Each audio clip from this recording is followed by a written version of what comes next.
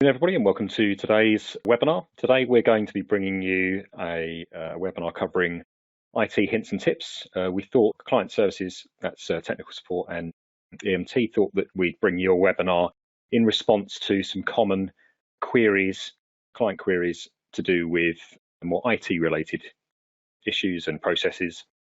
So my name's Tom Jeffrey. I'm one of the education and media technicians here at Caseware UK. I'm joined by Pete Warrington, who is one of the support team leaders and technical support, and Phil Reeves, another EMT technician. So Pete and Phil are going to be taking you through the presentation. I'll be on hand to field any questions that you have. So if you have any questions, please pop them into the question field on the GoToWebinar control panel. We won't be using the hand raising feature today, so pop them in the question field there. We'll get back to you as soon as we can. There'll be a couple of opportunities during the webinar to answer some questions live. We'll have a Q&A session at the end. Don't worry if we don't get back to you with an answer to your question on the session. We'll get back to you afterwards directly. And we're also going to be publishing a Q&A document, as we usually do, with a recording of the webinar on the knowledge base. So before I hand over to Phil to have a look at the agenda, I'd just like to run a quick poll. If you wouldn't mind just having a look, we'd very much appreciate you submitting some feedback. So we'd just like to know where you would look for support, seek support if you had technical issues with Caseware. And so, I mean, the options we put in there are the common ones: technical support, that'd be on the phone or email or via the chat. An internal champion, if you have one there, a knowledge base, or YouTube, which is a new addition for us. We've got some videos on YouTube. If you don't see the relevant answer there, then we'd certainly welcome you popping it in the question field so that we can get some feedback from you, and you're also welcome to expand on your answer in the question field too. So I'm just going to give you a few more seconds to submit your responses there. Okay, I'm going to close the poll now. We'll put the results on the screen, but it does look like the majority of you use our technical support team, but also quite a few of you using the knowledge base. Internal champion as well we've got on there, and no responses for YouTube, but understandable as it is new for us. You may not be aware that we have a YouTube channel, that's Caseware Client Services. So I'll hide that and I'll hand over to Phil and we'll have a look at the agenda.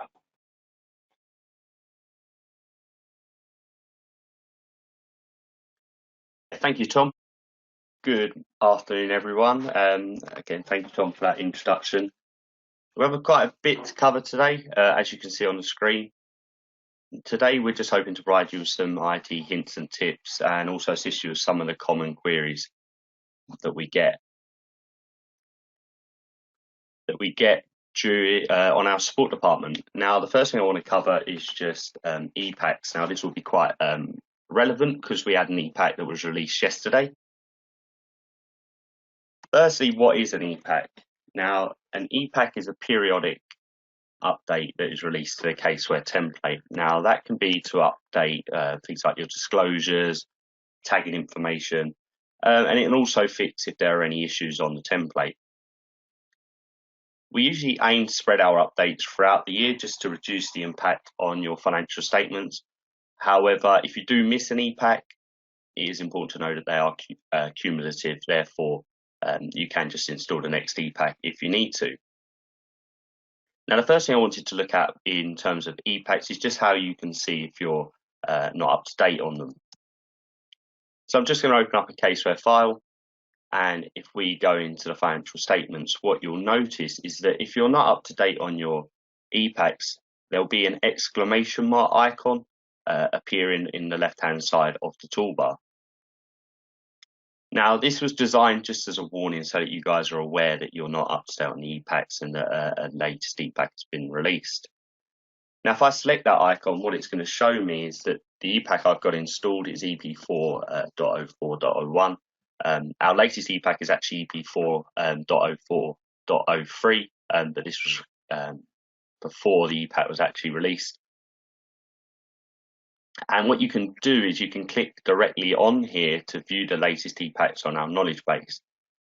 Now, what we would always say is just before you look to install any new EPACs, just make sure you've got all instances of case view closed. and also that you've got your Caseware working papers is closed. Now the EPACs themselves, as we close Caseware, can be accessed from our knowledge base. Now the knowledge base, you can find all EPACs and the latest downloads just by typing in latest downloads within the search function. And by clicking on the first link, what you'll see is just a list of all the latest downloads that are available for each of the templates. For this one, I'm going to focus on EP40402. And what we can do is to access information about the EPAC, I can click on that link, or I can click to view the release notes if I need to. You may want to speak to just a super user at your firm. If you don't have access to the EPACs, you do need specific rights to be able to install the EPAC. Now on this screen, when we click onto the EPAC, you'll see there's two different versions. You can install a EXE or an MSI version. Simply, it would be more down to your IT team as to which one they would prefer you to install. But in this example, I'm just going to install the EXE version, which I can do by clicking here. Now, the first thing you'll need to do when you're downloading the EPAC is just to fill in some information. So your email address, first name and last name. This is purely for internal tracking purposes. We don't share any of these details with any third-party software. So it's just so that we're aware of who's downloading the EPAC. Now from here, we can click download. The actual download process shouldn't take any more than a couple of seconds. It should probably only take about 20 seconds. Again, it will depend on the size of the EPAC. This EP40402 was quite a large EPAC because of the updates to the IFRS template that were included. Now what I'm going to do is, once that has been downloaded, I can click on the link in the bottom left-hand corner, and that will bring up the extracting EPAC screen. Now you need to make sure that your destination folder is correct. This wants to be where your templates are installed, and if that's correct, we can select extract. If you need to change it, you can just select browse. And as you can see, clicking extract will automatically install the EPAC. Again, as you saw, that only took 3 or 4 seconds. But what that will do is that'll update the template and not your Caseware file.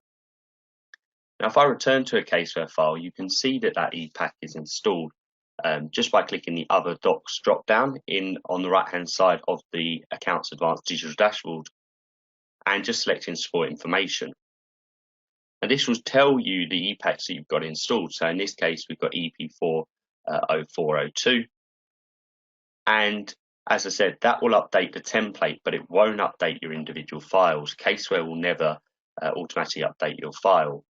What you'll need to do to update a file is just open up your Wizard or Accounts document. And as you open up your accounts, what you'll see is you'll get this Knowledge Library update screen. Now you can choose to take all updates just by clicking OK, or you can choose to take individual updates if you need to, or you can, if you're in the middle of the life cycle of a file and you don't want to take any updates, then you do have the option to deselect all. Now there are some updates, including the toolbar, Accounts Wizard and RCM, that we would recommend you take in the majority of circumstances. These are what we call functionality updates, so they won't affect any of the notes within your accounts. Now in this example, I've clicked to take all the updates just because this is quite a small file. Now once you've taken those updates, what you'll notice is that we've no longer got the exclamation mark icon on the toolbar, and it's just showing that we've got a few table updates to take. Okay, so in terms of EPACs, the process is pretty straightforward. If you see that exclamation mark icon, it just means that you need to reinstall the EPAC. Now, next thing I'm going to look at is just unlicensed for client type. Now, this is a message that a lot of our clients receive. It can often be caused by purchasing additional licenses, new products, and essentially requires you just to reinsert your serial number. Now, just for those of you that may not have seen it before, this message can often appear in the accounts, in the toolbar banner. or it can appear if you don't have the correct license, it can also appear in the wizard.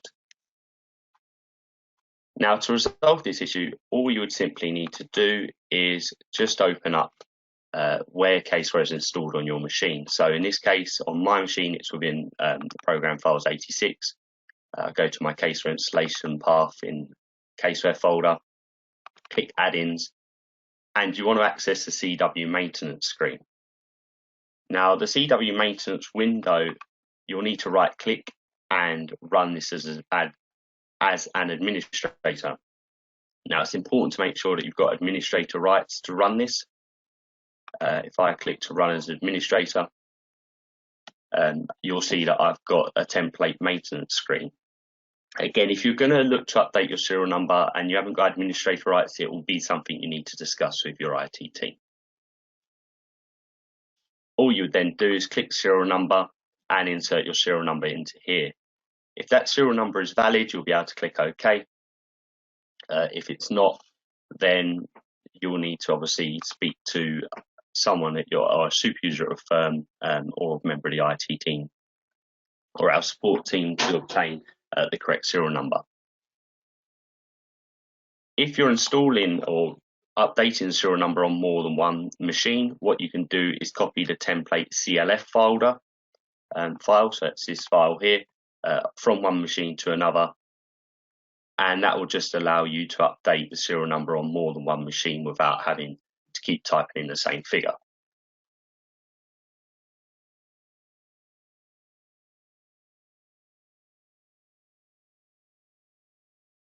Now, the next thing I wanted to discuss quickly is just the default paths. Now, in most cases, your default paths may be a network location back in your office where your files are stored. But whilst you're working from home, you may wish to adjust your default paths for things like the year-end close. This is just because it may run a little bit quicker running that year-end close locally. Now, again, we stress that you speak to your IT team before you change or look to change any of your default paths, but you can do this directly from within Caseware. So if I open up my Caseware working papers, as you can see here, you can click Tools and Options, and from here there's a default paths option on the left-hand side, and this will show a list of all the default paths available. Now, to change any of them, you simply select Browse on the right-hand side, and it'll allow you to browse to a path anywhere on either if you have access via VPN to a network, or if you want to change the path to somewhere local, you can do it. It could be your desktop, it could be documents. We do recommend that if you are going to change the default path, to do it somewhere that's going to be backed up. Obviously, network drives in the office are generally backed up, but you may want to just run the roll forward locally and then move the file back onto the network. And again, when you return to the office, you may want to make sure that you just change that default path back to whatever it was before. And finally, the last area I just wanted to cover, again, is a warning message that people receive and speak to our support team about quite often, and it's permission denied. This may appear if you don't have the correct rights on the Caseware installation path. Once again, if this is the case, you may need to speak to your IT team before you look to amend any of these permissions. And what you'll see is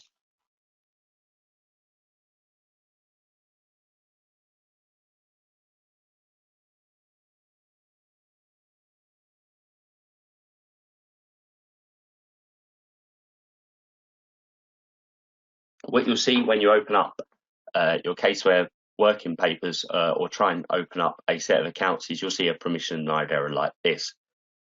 Now, to resolve the issue, again, you'll need to navigate to the Caseware installation path, usually within your program files, and right click on Caseware and just select the properties option. Now, within the properties, you'll see various options: general, sharing, security, etc. And you'll just need to select security. This is how you give yourself the correct rights to the Caseware path. From within here, you'll see all the groups and usernames that have access to Caseware. Now, the number of groups and users that have access will depend entirely on your installation, but to change the rights, you just need to click Edit and then select the user from the list. So in this case, I'm going to select user Philip Reeves, and then make sure you've got full modify control, and then you can select apply to apply those security changes. Now, the security changes should apply quite quickly, but if you have any issues with that, then again, speak to one of our support team and they'll be able to take you through that process. Now, at this stage, I just want to open up the floor for any questions anyone's got. As Tom said, if you do have any questions, chuck them into the chat feature. I'll now pass you back to Tom just to see if there are any questions at this stage. Thanks, Phil. We have got a question actually going back to when you were looking at downloading ePacks from the knowledge base. Why may a user not be able to see the download section there? Great question. Yes, so within the knowledge base, there are different user rights that you have. So we have a user level and we also have a super user level. Only our super users have access to the download area within Caseware. It's just so that firms can monitor who's able to download and install those ePacks. If you aren't able to access the download area, we would suggest that you speak to a super user or a primary contact at the firm. If you're not sure of who that is, then feel free to speak to our support team and we'll be able to point you in the right direction. Thanks, Phil. We've got a couple other questions. I think we'll pop those into the Q&A session at the end. Thank you. No, that's not a problem. What I'll do now is I'll pass you over to my colleague Pete, and he'll take you through the second part of this webinar.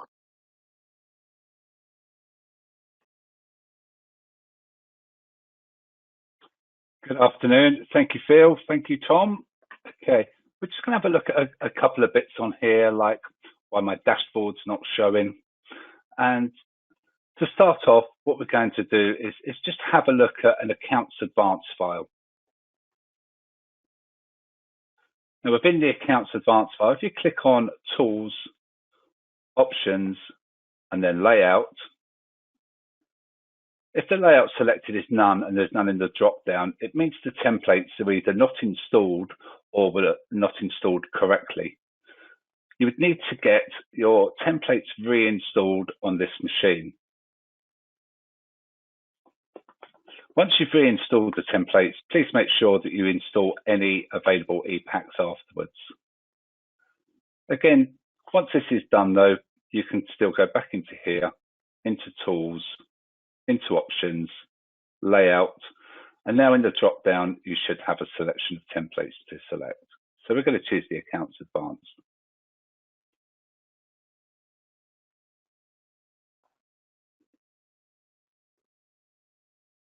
And we're also going to have a look at the audit, as this is slightly different.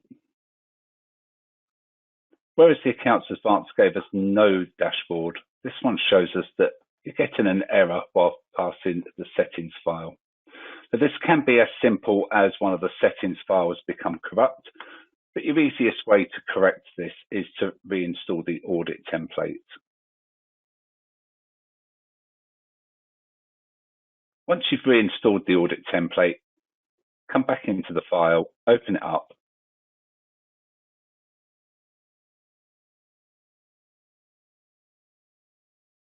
and the dashboard will appear automatically.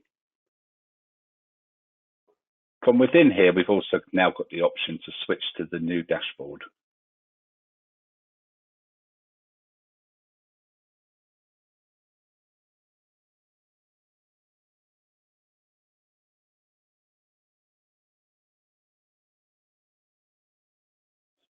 We also want to have a look at our default printers. With a lot of people working from home now, the default printer may well be selected as their office printer. We've found that this can be a slight issue with case view with performance. So we're just going to show you very briefly how to go in and just change your default printer. So if you open up any Caseware file, apologies, it's going a little bit slow today, documents. And if we select any document in there, right click and print. And from here, we can see the list of printers. If we just right click on CaseView PDF, we can set as default. Once that's done, that is a printer setting, so that won't need to be done again. When you get back into the office environment, you can go back through exactly the same way and then just set your office printer back as your default again. We want to also have a quick look at SpeedFix. Now, back in 2016, we released the SpeedFix document, which is a virtual document that could be run on any accounts engagement. The document would check for duplicate database references, which could then be removed. Over the past 4 years, we have been removing these during the knowledge library when we've released EPACs. But the document is still a useful analysis tool to see if there are any left in the file that may have been missed.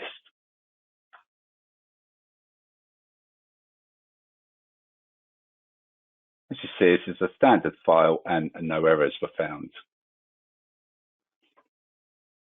If there are any errors in there, you can choose to print this page.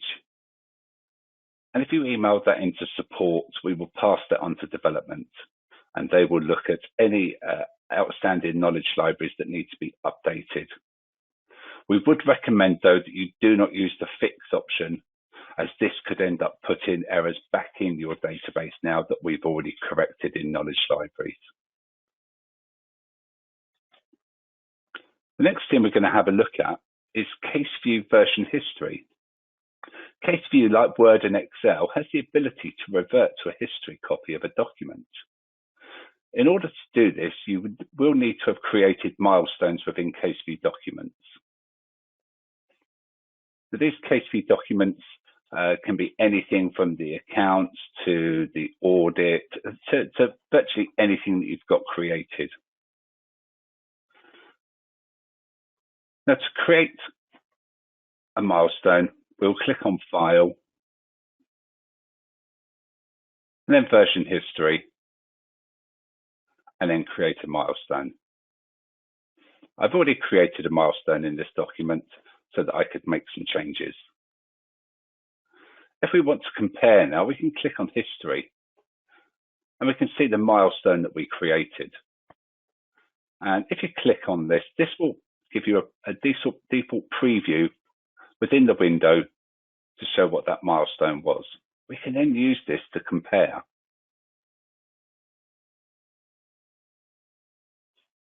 And this is going to compare it to the live document we've got open. Within here, you can see that the differences are just the draft that was produced at the top. And if we was to click Next Difference, it would show us that the shading has been removed from the cover page.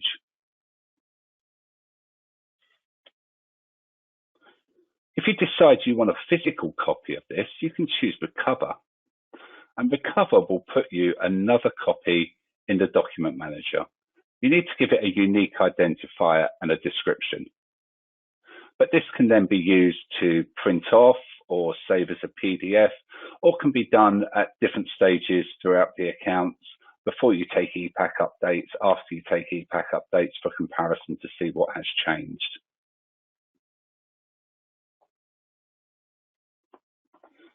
Now, within version history, we can also go into options, and we can tell it to generate milestones automatically when saving. These are a document-only setting. So if you do choose this, you would need to go into every accounts document and set that. This can cause the history list to become quite full. Now, we can go in and just delete ones that we don't want simply by selecting them, and then choosing delete down the bottom.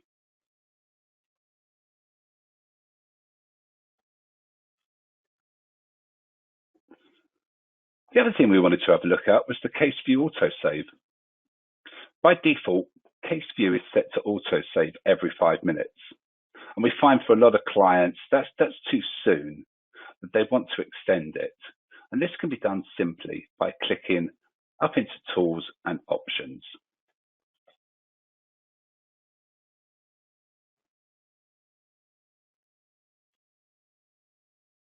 Within there, you can either disable the autosave altogether, or just save it to something that's a little bit, better for you. Click on OK, and that is a machine setting. So the next file you open, the autosave will be automatic. That's everything from me. I'm going to hand you back to Tom now, and I think we have some questions. Thank you very much.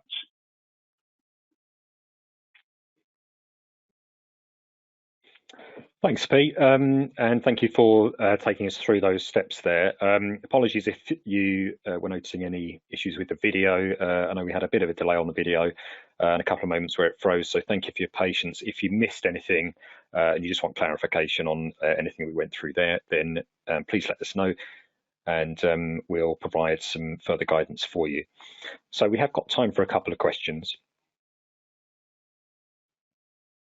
One is around Working Papers 2018. So, of course, you may be aware that we were going to be transferring support over from Working Papers 2018 to 2019 recently, but under the circumstances, we were just waiting to see what was going to be happening with support for 2018.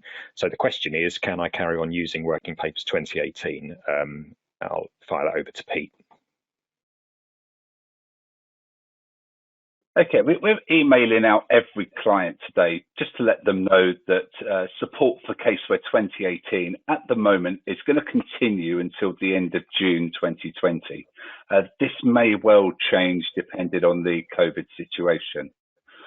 One thing we have put out on the email today is just a very, very short survey, as we need to find out what version of Caseware you're still running. If we can get this information back as soon as possible, it would help us plan for future releases later this year. That's great, thank you. So yeah, you should see that email coming out to you today, so look out for that. I'll fire a question over to Phil now, which is really going back to EPACs, going back to the beginning of the webinar. So just a pointer on where to find your EPAC versions that you have installed, where we go in Caseware to find out what we have installed. Yeah, thank you, Tom. So if you want to check whether you've got your EPACs installed, all you need to do is just access on the Digital Accounts Advanced Digital Dashboard and select the Other Docs option on the right-hand side. Here you'll see the option for support information. Now this will show you the version of the templates you've got installed, but also any EPACs that you've got installed. If you are behind, obviously you can have a look on our, or if you want to compare that with the latest versions, then you can have a look on our knowledge base. Yeah, so thanks, Phil. So what we'll do is we'll add that question to the Q&A document that we'll produce and put on the knowledge base with the recording. So that will give you a link to the correct article or articles, and then that will give you the guidance that you need to find out if you are up to date. So we have had some other questions come in, but what we'll do, because we're just about out of time, is we'll add those to the Q&A doc and we'll get back to you directly. We did have a question come in to do with annotating PDFs. So we'll get back to you about that once we have the best answer for you. So we'll move on to the next slide here. So in terms of webinars, you can see we've got this nice wall of past webinars showing you a representation of all the different ones that you can watch back that we've recorded in the past. They're all available on the knowledge base. But we're also in the process of uploading those to YouTube. So if you go to Caseware Client Services on YouTube, you'll see that we're starting to upload those. In terms of future webinars, so that brings us on to our future webinars. We've got lots and lots coming up. In fact, we can't fit them all on the slide, but this is the next 4 that we have. So this is the ones that we have for May, and that's kicking off with Smart Sync on the 13th. As usual, pop to the events page on our website, caseware.co.uk, and you'll be able to see the agendas for those and register to attend. Again, past webinars available on the knowledge base and on YouTube.